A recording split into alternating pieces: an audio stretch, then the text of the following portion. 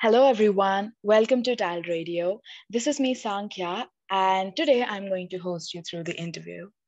Cancer, the word itself, gives away chills down the spine, something that nobody would even wish for their worst enemy. According to WHO, cancer is one of the leading causes of death worldwide, and it is estimated that 1 in 6 deaths globally is due to cancer.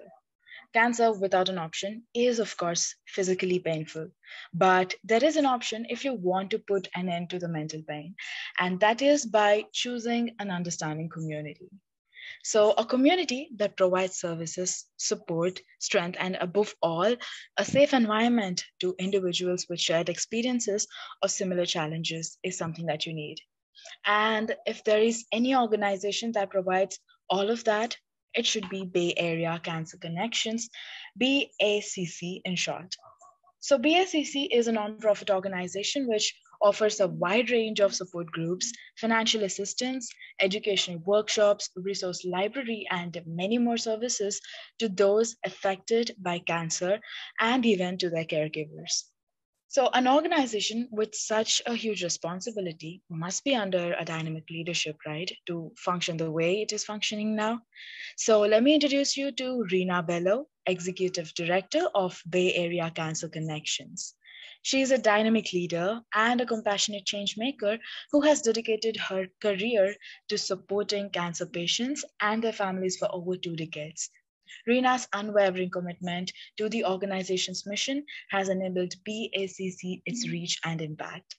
And I really hope with today's interview with Tile Radio helps BACC reach much more farther places where it is deserved to be known.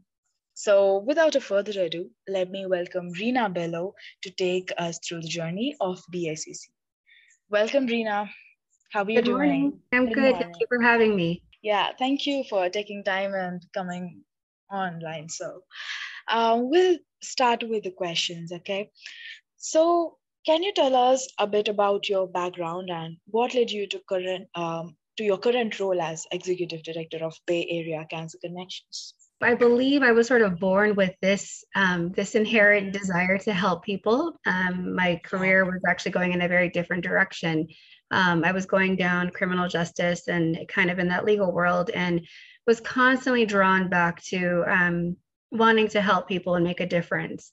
For me, I took a break to try to figure out where I was going when I was in college, and decided to try something different, and tried working for a nonprofit that was originally focused on helping children who were underperforming in terms of literacy and struggling in school.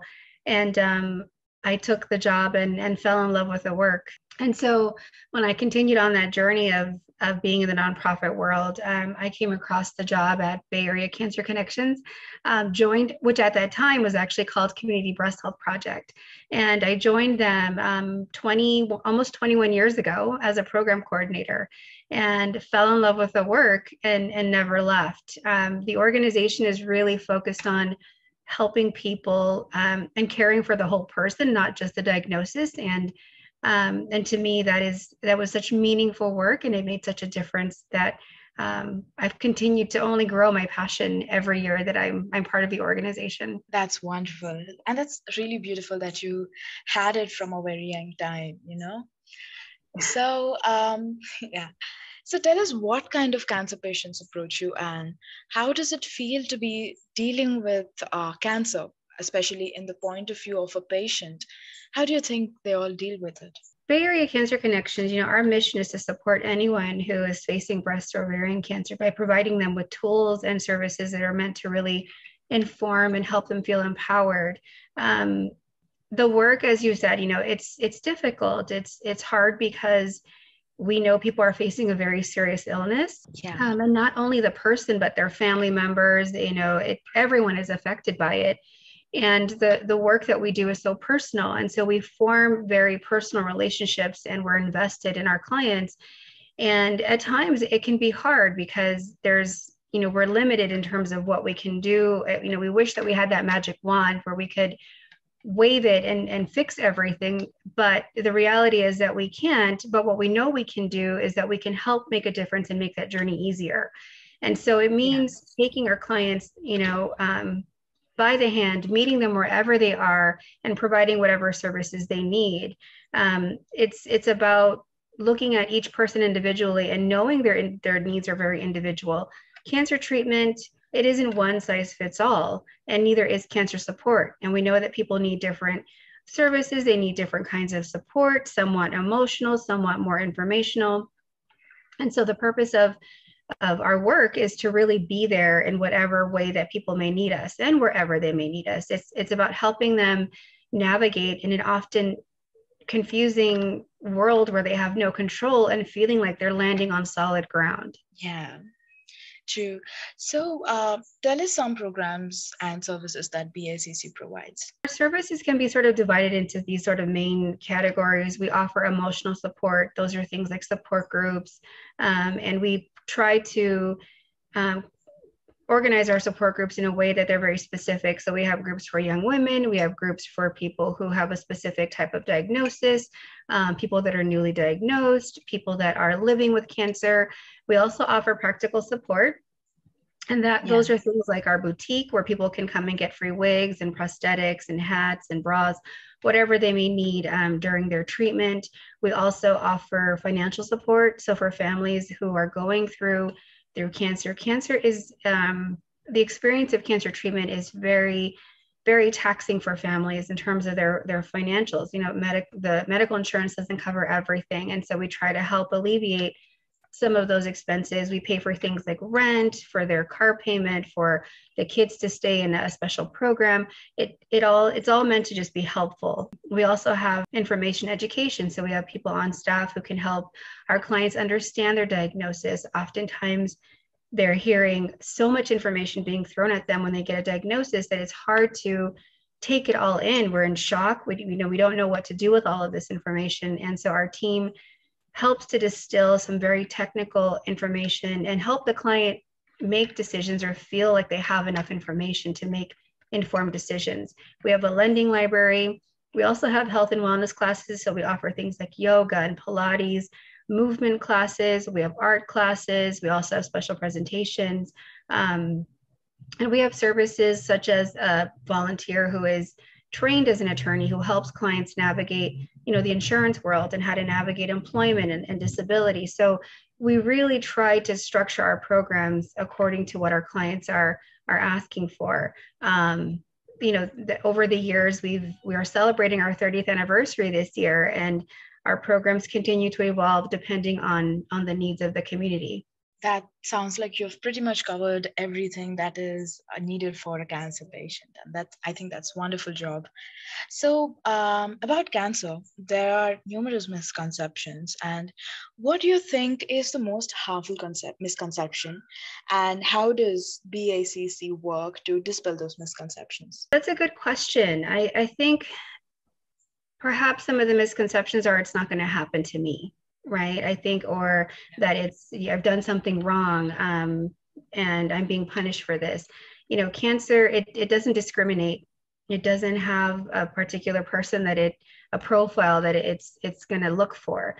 Cancer is a biological occurrence that happens. And so what BACC does is we don't offer medical advice, right? That's not what we do. Our job is to ensure that people have information and resources and support. And the way that we help educate the community is by providing reliable, vetted information and resources. When BACC first started, the internet, wasn't really in existence, and people weren't looking for information the way that they can look for things now. So they relied on talking to others and learning from other people and, having access to libraries and books. Our library is one of the few extensive libraries that's just focused on breast and ovarian cancer. And it is a lending library, so clients can come and check things out. In addition to our classes and presentations that we offer, the idea is to get information out there to make sure people feel like they understand their cancer, they understand what's happening, that this isn't a punishment or it isn't something that they have caused. I think that's probably the biggest misconception is that people feel guilty. They feel like I've done something, or I've been too stressed out, or I didn't eat right, or there's always factors that we can contribute to being healthy, but there's nothing that anyone can do that would cause them to have cancer. Oh, thank you so much for actually breaking that misconception. So, the emotional toll of a cancer diagnosis can be immense for patients, like you mentioned earlier, and even their families. So, can you discuss some of the ways that BACC supports individuals' emotional well being as well? One of the most important things I wanted to point out too is that everything that we provide is free. So, clients can use our programs as much as they want, there's no charge. And many of our clients, some people have been with us for many, many years. We have clients who are still joining our programs after 20 years of being, out of cancer, just because of the support that they've got in their survivorship. BACC, like I said, we really try to personalize what we provide according to the person, according to what the client is asking for. And so, emotional support can look different for a variety of people. It can look like coming in and talking to a buddy and talking to somebody who has had the same kind of cancer or went through the same kind of treatment and can offer their story and their experience to help our clients understand what they might expect. We have a helpline that is answered by volunteer survivors. And so we ensure that when anyone calls our office, a live person picks up the phone. And those volunteers are trained to listen. The most important thing that we can do is listen. And so what we try to do is help our clients navigate, through a world where oftentimes they don't feel in control, right? They've just been told they have cancer. There's decisions about treatment. There's decisions about, surgery, all kinds of things, but those aren't necessarily things that they might have control over. They're given options, but they don't necessarily have control.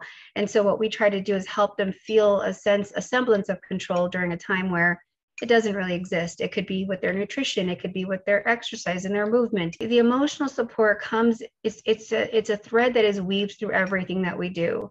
We offer comfort totes that are packed with things that are made by volunteers to bring comfort during a client's experience with cancer. Those are things like pillows for surgery, or little rice cozies that they can heat up in the microwave if they're having pain, or is it ginger chews that they can have for nausea? I mean, there's so much love and thought put into everything that we do. And I think that's the most important part of the emotional support, is that people feel seen and heard. They come to the center, you can physically see sort of the sigh of relief of, I found a place that understands what I'm going through, and I'm not alone. That is wonderful. So, volunteering is an important part, again, for any nonprofit organization, right? So, what role does it play for your organization, and how can anybody approach for volunteering? You're right. I mean, volunteers for BACC, volunteers are the heart of this organization. We could not do what we do without our volunteers. They truly are what makes us able to serve so many people. And particularly over the pandemic, I think we had a 62% growth in the number of people that we've been serving. And all of that is possible because of them. Our volunteers help in every single way. Like I said, they're buddies, they're on our helpline. They help with fundraising, they help around the office, they help with putting together comfort totes. They're involved in every single aspect of the organization. If someone is ever interested in volunteering, we're always looking for new volunteers. We welcome people to go on our website. There's a volunteer application on there that they can fill out. The manager of volunteer engagement will then reach out to them and talk to them about opportunities and what they're looking for. So we try to ensure that our volunteers enjoy their experience and feel like they're adding value, and also feel like they now belong to a special community. Yeah, and I really hope whoever is listening to the radio right now must be interested in volunteering. So, yeah, now your support groups that you spoke about provide space for individuals to connect with each other who are going through similar experiences, right? So, Yes. Can you talk about the benefits of these groups and how they are structured? The support groups are a great place to hear and learn from each other, right? And I think the support groups, they may not be for everybody. And that is also why we try to offer a variety of different ways of getting support. And for those people that do want to be a part of a support group, I think sometimes they're pleasantly surprised. I think when we hear support group, we think, oh, we're going to sit in a room and people are just going to kind of talk about what they're going through. But it's much more than that. It's people form bonds, they form friendships, they find support in each other. And there's a lot of bolstering of the human spirit in those groups. There's a lot of sharing and very vulnerability, I think, in terms of being able to talk about what they're facing and what they're afraid of. And oftentimes they find a really safe space to share those things. When our clients are going through treatment, many times, they're trying to put on a brave face for their family, or they don't want to burden their family members with their own fears and concerns, because they see, what their diagnosis is, the emotional toll that it's taking. And so they often try to shoulder that, as well. And in these groups, they can share freely what they're feeling. They can, hear from other people who have experienced the same things and how they navigate it, or how they talk to their children, how they, manage their families. There's a lot of practical, emotional, sharing. And not only that, but then these relationships get formed, and those carry on. And so people start spending time together outside of the groups. We have a couple of members who have stopped joining a support group because they felt that they were ready to move on, but they've continued meeting, and this has been going on for 10 years. I mean, these people have formed their own groups. They get together for dinner once a month. They come to some of the programs we have, but it's just amazing to see that they have found support in each other, and that this has helped them move into life after cancer. Yeah, I agree. Like, these support groups really make you feel that you're in a safe environment. You can talk anything without the judgment. So I think that's really wonderful. So what is the most challenging part of running a cancer-related organization? And can I also assume that rapid advancements in the cancer industry is a little hard to catch? Well, I think it's wonderful that there are rapid advancements, but you're right. I think sometimes it's we do have to make sure we're keeping up with what's changing, and we do that by having our staff keep up with the latest trends and treatments and options that are out there, as well as listening to our clients. We listen to what they're asking for. If they come in with a treatment that's being suggested, or we really learn a lot from directly from our clients. I think the most challenging part of, from the administrative side, I think the toughest thing about running any nonprofit right now is fundraising. All of us are struggling with fundraising, given the state of the economy and what's happening in our world. But when you have something that you're passionate about, and you have the work that we do at BCC, it's not about asking for money. It's about getting people to invest in your passion and being excited and actually living and breathing your mission, and getting people to see why the work that you do is so important. I think in addition to that, on the program side, what's probably most challenging is, like I said, the bonds that we form with our clients. And when we lose someone, we feel it through the entire organization, because, like I said, we become part of their community, their support network. And so losing someone to cancer, I think, is really difficult. True. So like you mentioned, collecting donation is a big challenge. So how can a potential donor reach to donate to you? Oh, they can go on our website, which is bayareacancer.org, or they can mail in a donation.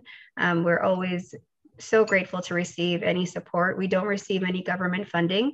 Most of our funding comes from individuals and foundations and corporate support, but the majority is with individuals. So we're very grateful to anyone who provides any kind of support to the organization. Final question, since we are at the end of the interview right now. This is, of course, a very challenging responsibility. So what gives you the push up to get every day and help people fight cancer? Like I said, I think from a very young age, I've always felt this desire to make a difference. For me, I think it was growing up with the example of my grandmother. She was always there for anyone in our community, in our neighborhood, people came to her when they needed help, they needed advice. And I was really inspired by her. I was inspired by the fact that she, had so much going on in her own life, taking care of her grandkids and, her children. And yet she still always found the time to help others. And she never turned anyone away.